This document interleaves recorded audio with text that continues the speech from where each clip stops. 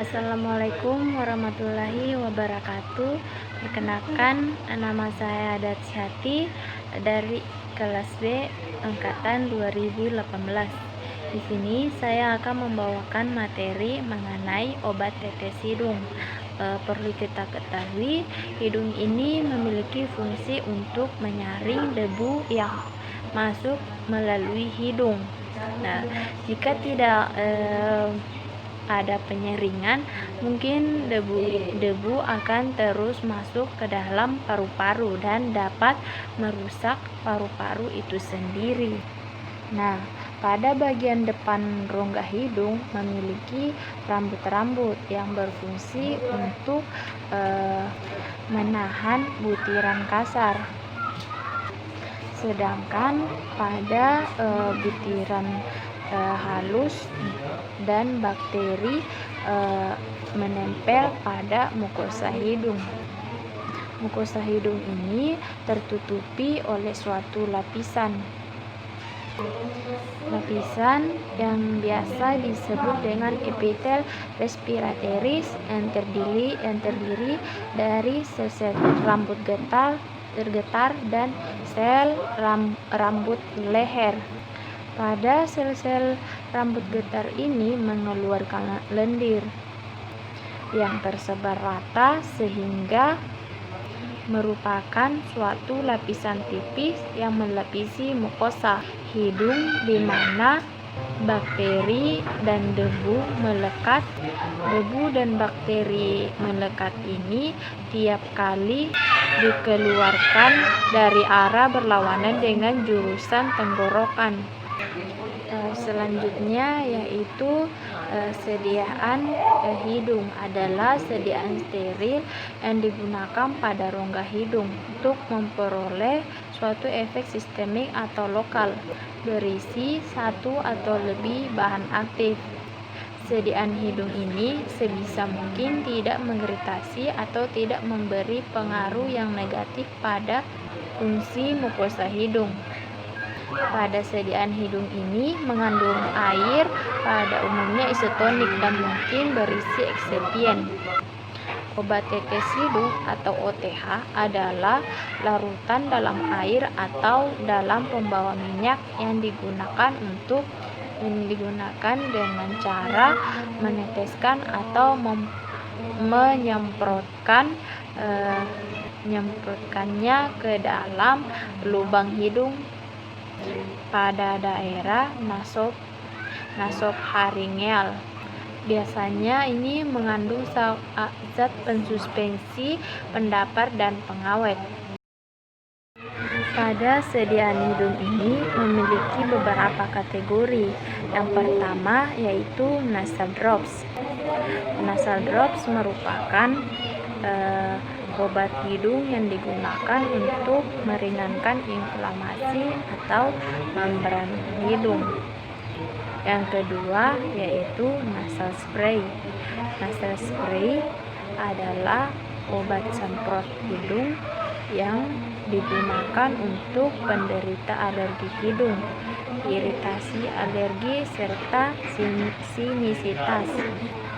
Yang ketiga itu nasal washes. Nasal washes ini adalah obat cuci hidung, digunakan agar rambut getar di dalam permukaan hidung sehat, terjaga, dan dalam fungsi dengan baik. Pada sediaan hidung yang tiga tadi sudah dijelaskan, ada beberapa cara penggunaannya. Yang pertama itu nasal drops. Cara penggunaan pada nasal drops pertama yaitu hembuskan udara melewati hidung. Yang kedua, cuci tangan dengan sabun hingga bersih. Yang ketiga, periksa ujung penetes untuk memastikan bahwa tidak rusak atau retak. Yang keempat itu hindari ujung penetes bersentuhan dengan hidung. Selanjutnya yaitu miringkan kepala sejauh mungkin ke belakang atau berbaring telentang di permukaan yang rata seperti di tempat tidur, dan posisikan kepala Anda menggantung di tepinya. Selanjutnya yaitu teteskan obat sejumlah yang telah ditentukan, dan selanjutnya tekuk kepala ke depan ke arah lutut dan gerakan dengan dengan pelan ke kiri dan kanan. Selanjutnya yaitu tetapkan dalam posisi ini selama beberapa menit.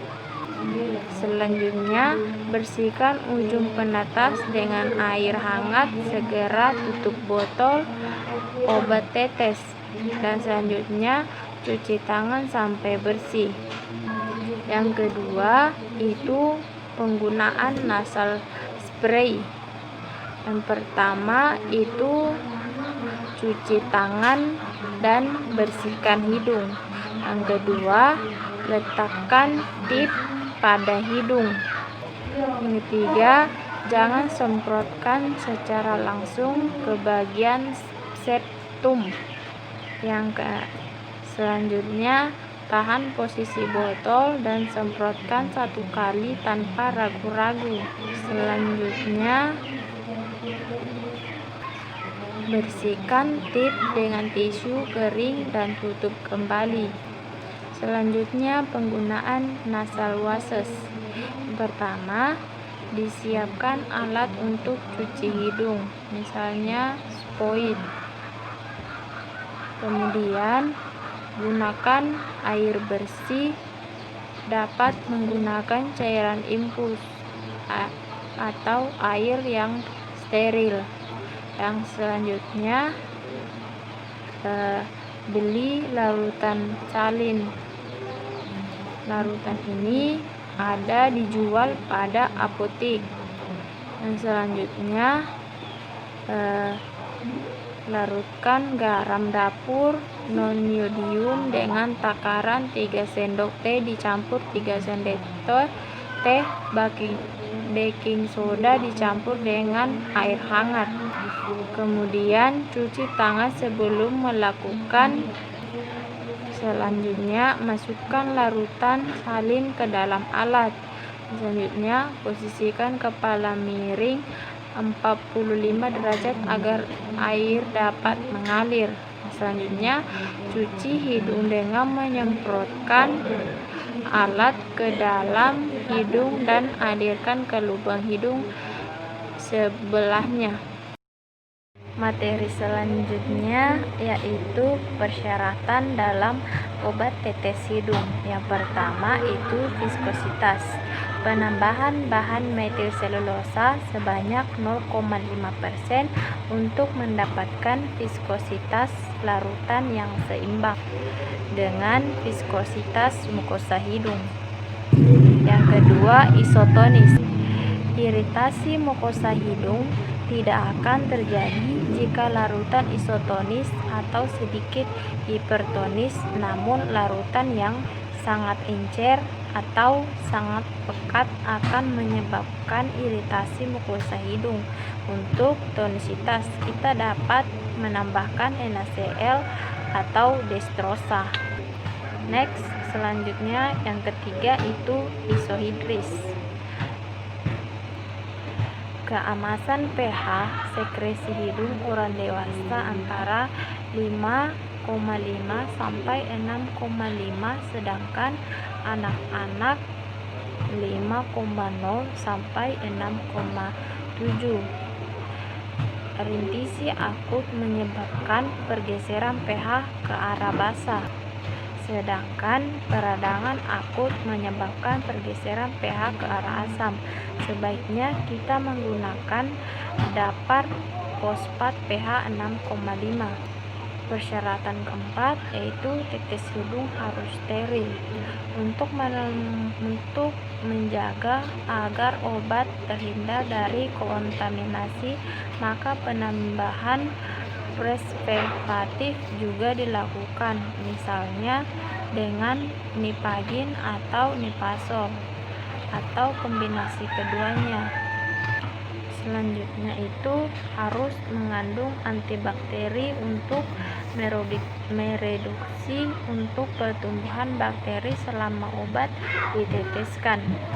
Selanjutnya, zat aktif berkhasiat dekongestan, anestetik lokal atau antiseptik.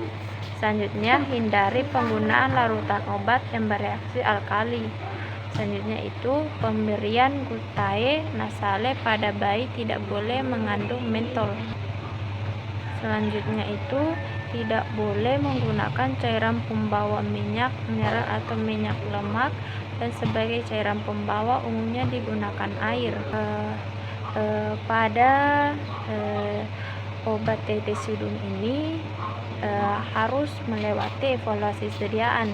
Yang pertama, sterilisasi, kedua, kejernihan, ketiga, pH atau derajat keasaman, yang keempat, berat atau volume sediaan.